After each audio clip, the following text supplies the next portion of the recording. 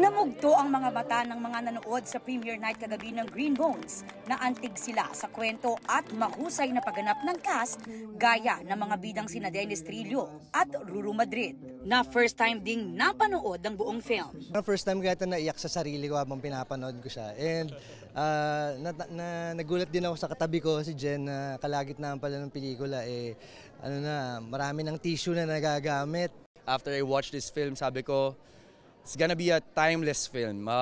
It's gonna be a classic. I'm just very grateful to be part of this project. Full support ang wife ni Dennis na si Jeneline Mercado at girlfriend ni Ruru na si Bianca Umali.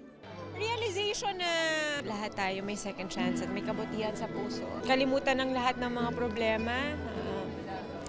Maiksi ang buhay. Magmahalan tayo. Ang hirap huminga habang pinapanood ko yung pelikula. And nang makita ko yung performance, yung balanse nilang dalawa ni Kuya Dennis, yung work ni Direk Zig. Natutuwa sa magagandang feedback ang direktor nitong si MMFF 2023 Best Director Zig Dulay. Nung makita ko na marami sa kanila, kung hindi lahat ay lumuluha, ang ibig sabihin nag-resonate sa kanila yung pelikula.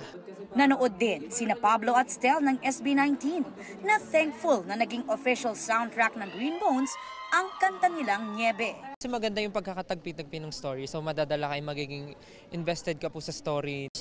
There's a different meaning para dun sa kanta namin, pero posible pala yun na tumugma yung lyrics niya kahit iba yung story na pinaportray.